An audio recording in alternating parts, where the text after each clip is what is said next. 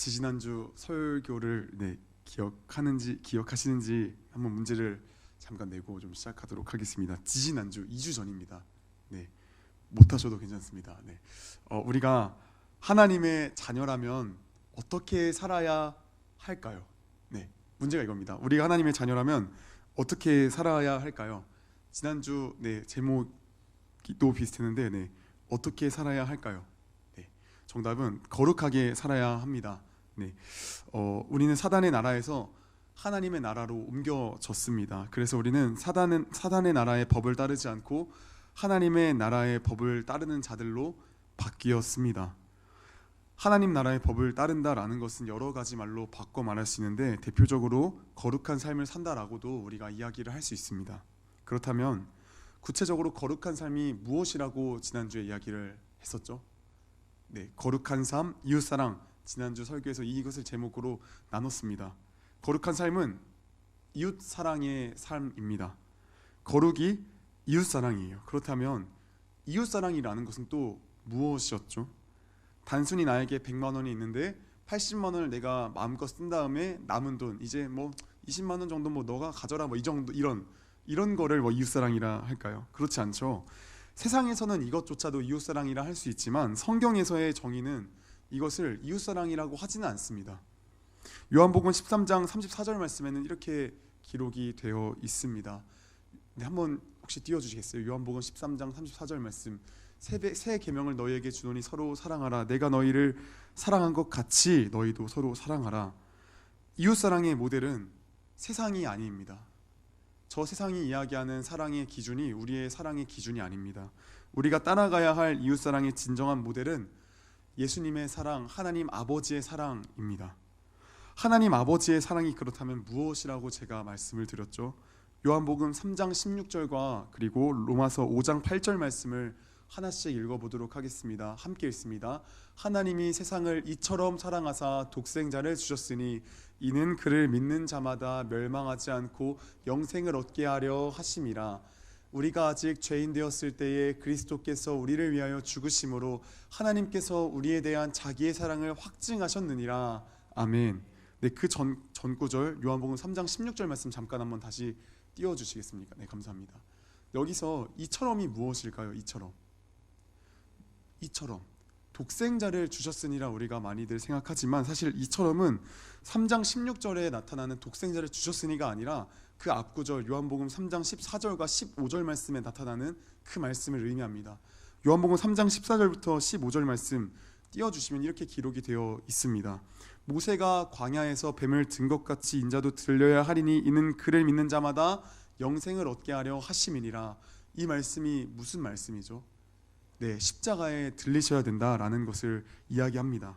즉 하나님 아버지의 사랑은 하나뿐인 독생자 예수를 이 땅에 보내신 것도 모자라서 죄인된 원수와도 같은 우리를 위하여서 하나뿐인 독생자 예수를 십자가에서 못 박혀 죽게 하신 사랑이라는 겁니다. 다시금 천천히 설명하면 하나님께서는 우리가 받아야 할 그 모든 죄의 값을, 죄에 대한 그 하나님의 진노를 십자가에 달린 예수님께 모두 쏟으셔서 우리의 죄가 사해지고 그를 믿는 자마다 영원한 생명을 얻게 되었다라는 겁니다. 이것이 무엇입니까? 예수님의 죽음과 희생으로 말미암아 우리가 살았다는 겁니다. 그래서 하나님의 사랑은 가장 쉽게 설명하면 자기 희생, 나를 희생하여 남을 살리는 겁니다. 한 단어로 자기 희생이라는 겁니다. 그래서 그리스도인인 우리가 따라야 할 거룩한 삶, 이웃사랑의 모델은, 하나님의 사랑은 자신을 희생하여 내가 사랑하고 싶지 않은 이들까지, 원수와도 같은 그런 이웃들을 포함한 이웃을 살리는 겁니다. 우리는 이 사랑의 모델을 따라서 이웃을 사랑해야 합니다. 여기까지가 지난주의 말씀이었습니다. 지난주까지. 기억이 좀 어렴풋이 나실 것 같습니다. 그런데 제가 지난주 설교 막바지에 이제 여러분에게 한 가지 미션을 던졌었습니다. 혹시 기억이 나시나요? 어떤 미션이었냐면은 한 주간 미워하는 사람까지 한번 사랑해 봅시다. 한번 이 사람을 위해 자신을 희생해 봅시다라고 말씀드렸는데 혹시 좀 실천해 보셨나요? 아니면 사실 실천을 생각하지 않으셨어도 사실 우리는 그거를 이미 마음속에 살기 때문에 그렇게 살아오시잖아요. 그렇죠? 살아보시니 어떠셨나요? 그동안 그동안의 삶 가운데 사랑을 실천해 보려고 하셨을 때 어떠셨나요? 네, 네, 마음이 편해진. 네, 할렐루야, 네, 감사합니다. 그러면은 혹시 사랑이 좀 그래도 미워하는 사람을 위해서 좀 잘 되던가요? 네, 네. 미워하는 사람을 위해 자신을 희생하는 것이 잘 되지 않는 것을 우리는 사실 살펴볼 수 있습니다. 한번 좀 이야기를 해보겠습니다. 병선 선생님에게 한번 여쭤보겠습니다. 지난 한 주를 좀 돌아봤을 때 어떠셨던 것 같나요? 좀 사랑을 좀 하셨던 것 같나요? 좀 아니면은 뭐 어떠셨던 것 같나요? 네, 네, 네. 쉽지 않았. 네, 맞습니다. 네, 감사합니다. 우리 모두가 사실 마찬가지인 것 같습니다. 돌아보면 사실 미워하는 사람은커녕 가족에게조차도 이 사랑을 실천한다라는 것은 굉장히 쉽지 않습니다. 예를 들어서 부모님이 우리에게 잔소리를 막 합니다. 학창 시절에 이제 공부할 때 좀 되지 않았니? 이제 컴퓨터 게임 좀 이제 그만하고 공부 좀 하는 게 어떻니? 라고 이제 하나부터 열까지 다 널 위한 소리, 내 말 듣지 않는 너에게는 뻔한 잔소리라는 것을 이제 실천하시지만, 네, 나를 위한 잔소리인 걸 아는데 쉽지 않습니다. 이 얼굴 표정이 굉장히 찡그려서 알겠다고, 알겠어, 약간 이런 잔소리는 듣기 쉽지 않습니다. 이처럼 나를 희생하여 남을 살리는 그런 사랑은 미워하는 사람에게는커녕 가족에게조차도 쉽지가 않습니다. 저도 이번 한 주 그렇게 살아보려고 노력했어도 참 어렵더라고요.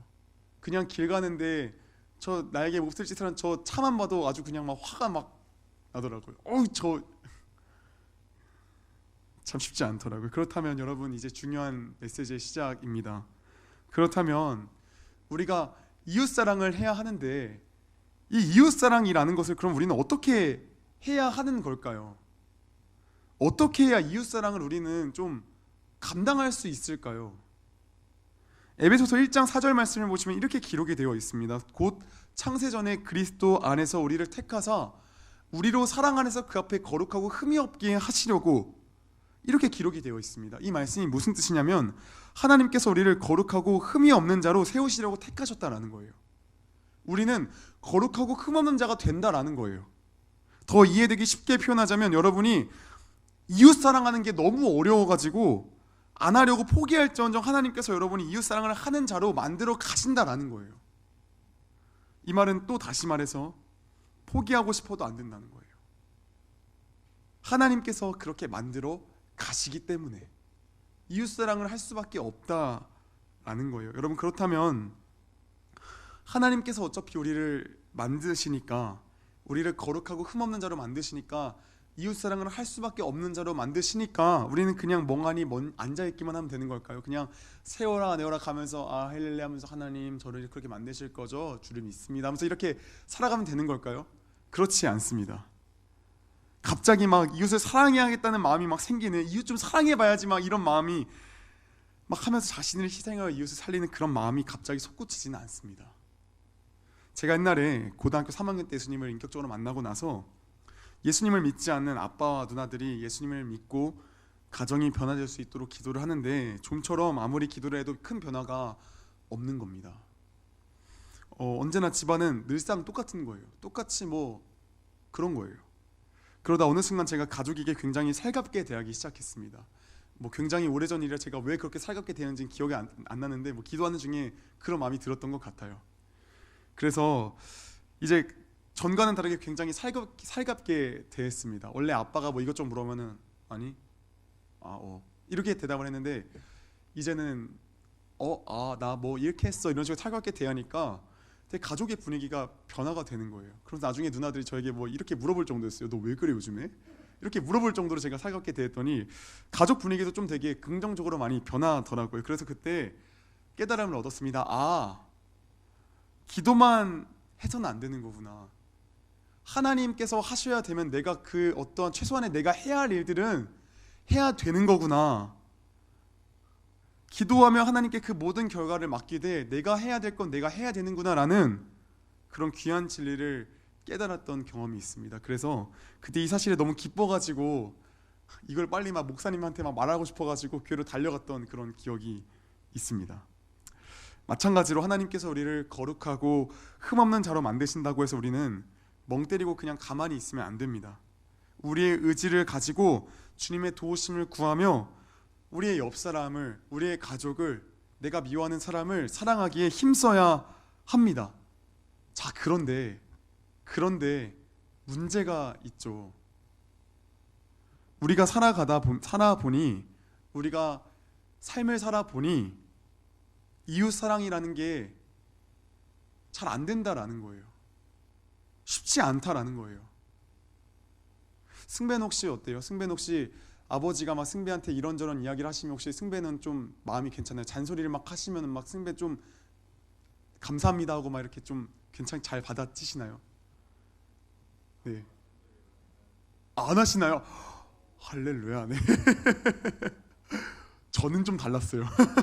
저는 잔소리하면 좀 표정이 좀 찡그러져가지고 맨날 방으로 그냥 들어갔거든요. 네. 가족 사랑하는 그 이웃 사랑은 잘 안 된다라는 걸 살아보니까. 그렇다면 우리는 어떻게 해야 되는 걸까요? 어떻게 하면 하나님의 뜻대로 이웃 사랑하는 것을 우리는 감당할 수 있을까요? 오늘 본문 11절 말씀에 힌트가 있습니다. 같이 한번 11절 말씀을 좀 읽어보겠습니다. 시작. 사랑하는 자들아, 하나님이 이같이 우리를 사랑하셨은즉. 아멘.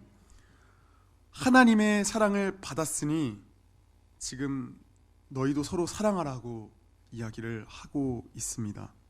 말씀에서는 서로 사랑하는 것이 당연하다고 지금 이야기를 하고 있어요. 왜 지금 서로 사랑하는 것이 당연하다라고 이야기를 하고 있죠? 왜 당연하다라고 하고 있죠? 왜 앞에 어떤 전제가 붙어있죠? 지금 11절 말씀에 네, 하나님이 이같이 우리를 사랑하셨은즉 너희도 서로 사랑하라 라고 이야기를 하고 있습니다. 이 말씀은 무엇이냐면 하나님의 사랑을 너희가 받았다면 너희는 사랑할 수 있다라는 거예요. 이웃을 사랑하는 방법이 하나님의 사랑을 받으면 가능하다라고 지금 이야기를 하고 있는 거예요. 여러분, 하나님의 사랑을 받으셨나요? 아니면 안 받으셨나요? 받으셨죠? 그쵸? 여기 모인 우리는 하나님의 사랑을 받았어요. 그 사랑이 뭐라고요? 앞서 말씀드린 하나님께서 독생자 예수를 이 세상에 보내시고 그것도 모자라 원수와도 같은 죄인된 우리를 위해 십자가에서 독생자 예수를 내어주신 사랑, 십자가에서 아들을 죽이시고 죄인된 원수를, 그런 우리를 살리신 그 사랑, 이 사랑을 우리 모두는 받았어요. 그래서 우리는 이 사랑을 받았기 때문에 이웃을 사랑할 수 있다라는 거예요. 그런데 또 문제가 무엇입니까? 또 문제가 생기죠. 우리가 하나님으로부터 사랑을 받은 것까지는 인정이 되죠. 그쵸? 자, 그런데 그 사랑을 받았으면 우리도 서로 사랑하는 것이 마땅하다고 성경이 또 이야기하고 있으니까 우리가 사랑할 수 있는 것까지도 인정이 됩니다. 그런데 우리의 삶은 왜 이 모양이냐는 거예요. 문제는 나는 왜 여전히 이웃을 사랑하지 못하는 거냐는 거예요. 딜레마죠. 성경은 우리가 사랑할 수 있는 존재라고 이야기를 합니다. 그래서 이 말씀을 들을 때는 그래, 내가 이제는 좀 사랑해야지, 이제는 사랑을 좀 실천해 봐야지, 내가 이런 존재지 생각하지만 정작 현실로 돌아오니까 사랑이 안 된다라는 거예요. 정작 나와 가장 친밀한 가족들부터 사랑이 안 된다는 거예요. 그러면 성경이 거짓말하고 있는 건가요? 아니면 무엇인가 핀트가 어긋난 걸까요? 우리가 그 사랑을 받았음에도 여전히 우리의 삶에서 이웃을 사랑하지 못하는 것은 다름 아닌 무엇 때문이냐면 하나님의 사랑을 우리가 몰라서 그래요. 알지 못해서 그래요. 그 완전하고 퍼펙트한 그 사랑을 알지 못해서 그래요. 여기서 잠깐 짚고 넘어가는 것이, 이 워딩을 바꾸시면 안 됩니다. 제가 지금 이야기하고 있는 이 단어를 절대 바꾸시면 안 됩니다. 제가 분명히 하나님의 사랑을 우리가 알지 못해서라고 말씀드렸어요. 절대 내가 하나님을 사랑하지 않아서 그런 것이다 라고 하지 않았어요. 이 두 가지 표현을 혼당해서 이해하시면 굉장히 엉뚱한 곳으로 결론이 나게 됩니다. 내가 하나님을 사랑하지 않아서 그래와 그 사랑을 몰라서 그렇다, 알지 못해서, 이게 차이가 굉장히 심합니다. 이 혼동해서 생각하시면 안 됩니다. 이게 무슨 소리냐면, 우리가 간혹가다 이렇게 기도를 해요. 하나님, 제가 하나님을 더 사랑하게 해주세요. 이런 기도 혹시 해보신 적 있으신가요? 저만 해봤던 것 같습니다. 네, 저는 이런 기도를 좀 많이 했습니다. 하나님, 제가 더 하나님을 사랑하게 해주세요. 뭐 이 마음의 중심은 좀 이해하시겠죠, 그렇죠? 네, 뭐라 하지 말아주세요. 네, 이 마음의 중심만 네 알아주세요. 네, 이 마음의 중심. 제가 이렇게 기도를 많이 했었습니다. 그런데 사실 이런 고백은 하나님의 사랑을 잘 모르는 고백입니다. 왜 그럴까요? 여러분이, 제가 하나님을 사랑해 드리는 건가요? 우리가 그 사랑의 주체인가요? 그렇지 않죠. 오늘 보면 19절을 보시면 이렇게 기록이 되어 있어요. 우리가 사랑함은 그가 먼저 우리를 사랑하셨습니다. 이렇게 기록이 되어 있어요. 하나님께서 우리를 먼저 사랑하셨어요. 우리에게 그 사랑을 먼저 주셨는데, 그 사랑은 완전하고 퍼펙트한 사랑이에요. 더할 것도 없고 뺄 것도 없는 그런 완전하고 퍼펙트한 온전한 최고의 사랑이에요. 그 사랑을 우리에게 주셨어요. 그래서 우리의 신앙생활은 날이 가면 갈수록, 시간이 가면 갈수록 내가 하나님을 더 사랑하는 게 아니라 이미 나에게 주신 완전하고 온전한 그 퍼펙트한 주님의 사랑을 조금씩 알아가는 거예요. 그 사랑을 알아가는 거예요. 이 미묘한 주어의 차이가 나중에 큰 차이를 불러일으켜요. 내가 주님을 사랑한다 아니에요. 이미 나에게 주신 그 주님의 사랑을 내가 조금씩 알게 되어지는 거예요. 알게 되어지는 거예요. 이것을 오해하시면 안 돼서 잠깐 연길로 새서 말씀드린 겁니다. 여러분, 그렇다면 다시금 돌아와서 주님의 사랑을 얼마나 아십니까? 우리가 이웃사랑 하지 못하는 건 이 주님의 사랑을 알지 못해서예요. 주님의 사랑을 그렇다면 여러분 얼마나 아십니까? 그 사랑을 얼마만큼 아시나요? 우리는요, 그 사랑을 정말 조금도 알지 못합니다. 이쪽 해보니까 원리가 비슷하더라고요. 담임 목사님께서 하시는 말씀과 참 원리가 참 똑같더라고요. 우리는 그 사랑을 알지 못해요. 조금도. 그 사랑을 알지 못하니까 이웃사랑이 안 되는 거예요. 이웃사랑은요, 하나님의 사랑을 아는 만큼 할 수 있는 겁니다.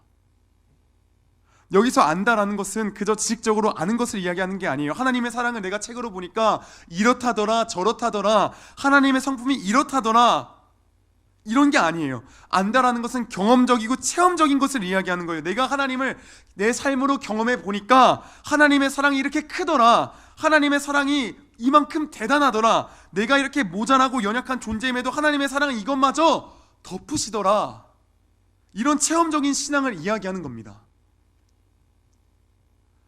그래서 하나님의 사랑이 무엇인지 알면요, 그 사랑이 처절히 깨달아지면요, 그 사랑을 알면 알아갈수록 여러분에게 이웃사랑을 하지 말라고 제가 막 소리쳐도 여러분은 이웃사랑을 하게 돼요. 하게 되어져요.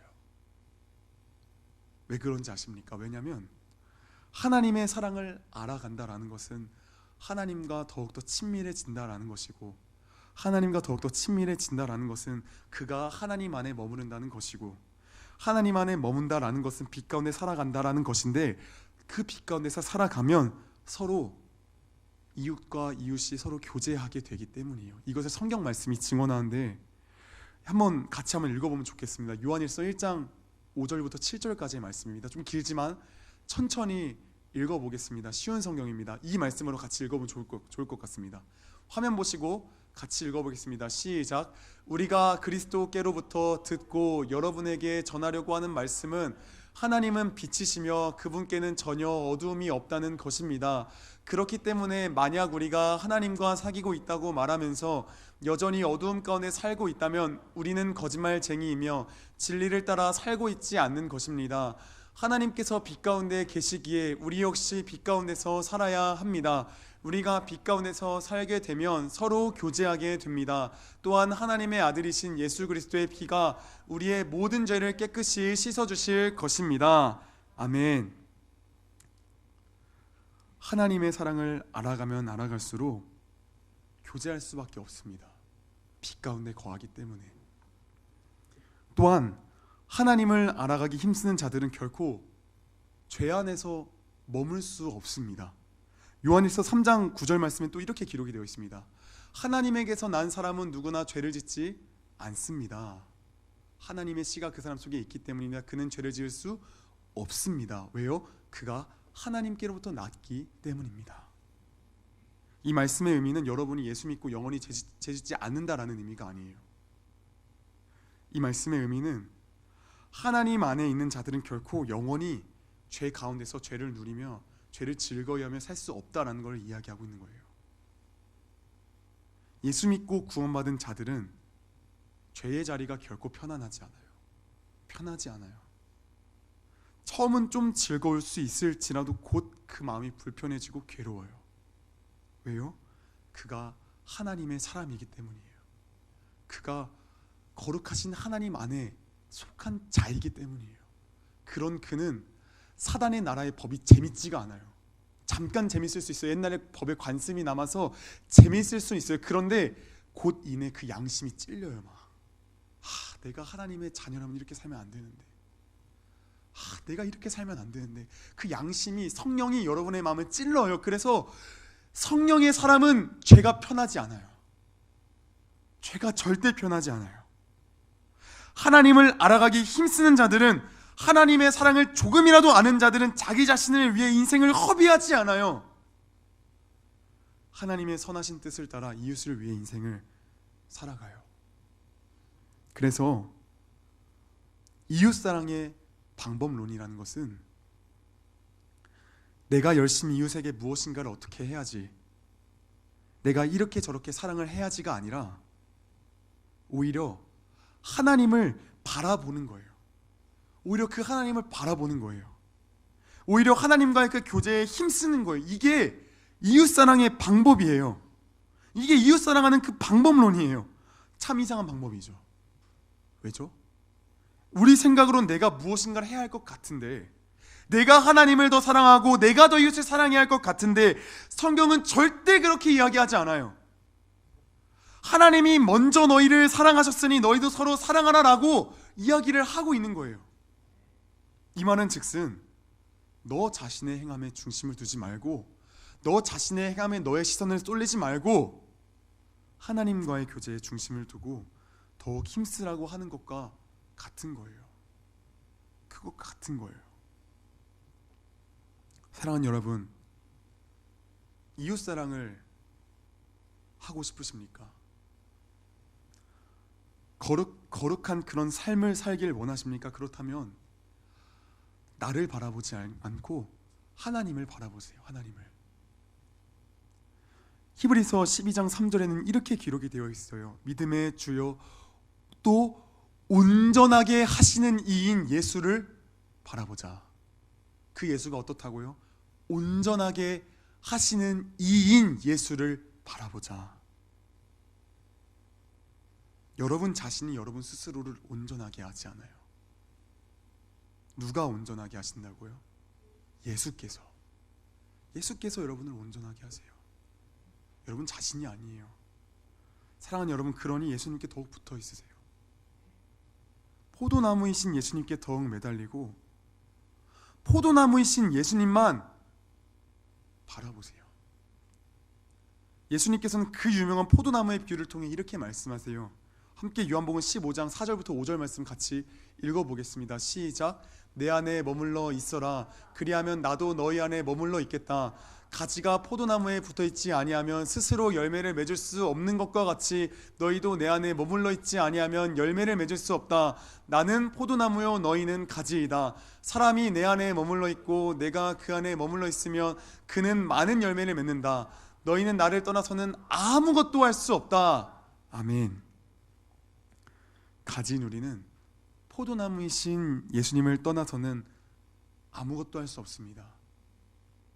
예수님께 붙어 있어야만 예수님 안에 머물러 있어야만 많은 열매를 맺는다라고 말씀하세요. 사랑하는 여러분, 여러분 스스로의 힘으로는 이웃을 사랑할 수 없습니다. 우리에게는 그런 힘이 없어요. 우리에게는 그런 능력이 없어요. 우리에게는 거룩을 살아갈 힘이 없는 그런 소망 없는 자들이에요. 그런데 우리와 함께 하시는 그 예수님이 어떤 분이시죠?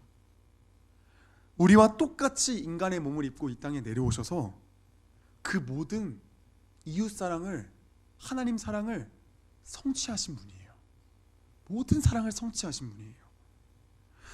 예수님께서는 인간의 몸을 입고 이 땅에 내려오셔서 원수를 위해 자기 자신을 십자가에 내어주시는 그 사랑의 절정을 성취하셨어요. 그분이 우리와 지금 함께 하세요. 그분이 어디에 있다고요? 우리 마음에 있다고요. 여러분 마음 가운데 있다고요.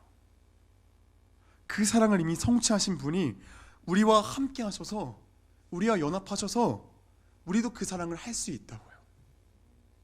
여러분은 못해요. 저는 못해요. 그런데 우리 안에 계신 예수는 할 수 있다고요. 이미 하신 분이기에. 그러니 사랑하는 여러분, 그 주님을 바라보세요. 날마다 주님과의 교제의 끈을 놓지 마세요. 피곤하다고, 힘이 든다고 주님과의 교제의 끈을 놓지 마세요. 절대 포기하지 마세요. 포도나무 가지가 포도나무를 떠나서 도대체 무슨 소망이 있겠습니까? 무슨 열매를 뭔 기대할 수 있겠습니까? 주님과의 기도, 주님의 말씀을 듣는 시간을 그러니 절대 놓치지 마세요. 우리는 참 연약한 인간이어서 이웃을 사랑하는 것조차, 하나님을 사랑하는 것조차 전부 다 내가 하려고 해요. 내가 주체가 되려고 해요. 그런데 그게 아니에요. 하나님의 사랑을 깨닫는 그곳에서부터 그 모든 것이 시작이 돼요. 하나님의 사랑이 이런 거구나. 그러니 하나님께 붙어 있으세요. 예수님께 붙어 있으세요. 그러니 하나님이 주예요. 내가 주가 아니에요. 이것을 명심하셔야 해요. 물론 우리가 주님께 잘 붙어 있다고 한들 열매를 맺기까지 분명히 오랜 시간이 걸릴 겁니다. 그 열매가 맺혀지기까지 참 많은 어려움과 시련과 연단의 그런 과정들이 있을 겁니다. 우리가 맨날 예수님께 붙어 있어서 당장 내일 갑자기 열매가 막 솟구쳐가지고, 물론 그럴 수 있겠지만 거의 그렇지 않더라고요. 막 오늘 나간 시점부터 갑자기 누군가 나타나게 막 뺨을 한 대 막 때려요. 그러니 갑자기 막 안아주면서 괜찮아요 이러지 않아요. 오랜 시간이 걸릴 수 있어요. 오랜 시간이. 그러나 기억하셔야 되는 것은 무엇이냐면 반드시 그 열매는 맺혀지게 된다라는 거예요.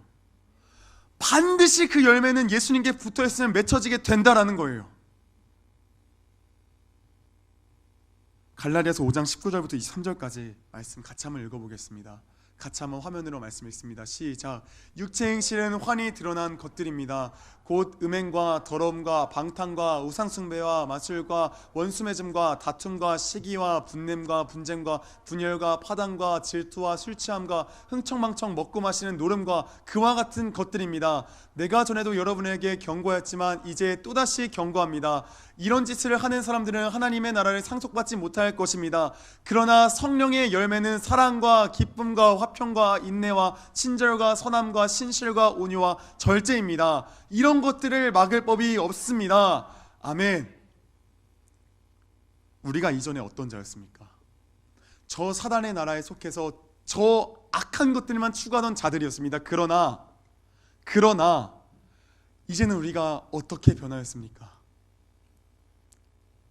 도저히 이 죄인된 나로서는 나올 수 없는 성령의 열매들이 맺혀지기 시작했습니다.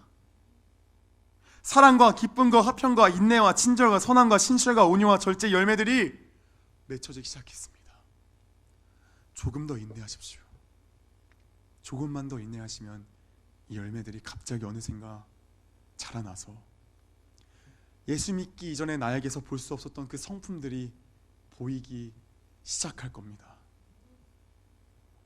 그래서 그로 말미암아 그 성품들로 이웃을 사랑할 수밖에 없는 거룩하고 흠없는 자로 세워지게 될 겁니다. 여러분은 그런 존재들이에요. 여러분은 그냥 악의 무리에 빠져서 죽을 수밖에 없는 그런 존재가 아니에요. 여러분은 이미 하나님의 나라의 백성이에요. 이미 거룩하고 흠없는 자들이에요. 하나님께서 그렇게 택하시고 세우시기로 작정하신 자들이에요. 그러니 하나님께 이제 붙어 있으세요. 그러니 날마다 주님께 붙어 있으세요. 아무리 힘들어도 주님과의 교제를 포기하지 마세요. 절망적인 상황 속에서도 연약하고 한계가 있는 나를 바라보는 것이 아니라 하늘을 바라보고 저 주님만 바라보는 우리 모두가 되어지기를 주님의 이름으로 소원합니다. 그래서 주님의 거룩한 백성으로 흠없고 거룩한 자로 세워져 나가는 중고등부 모두가 되어지기를 소망합니다. 이웃사랑은 내가 아닙니다.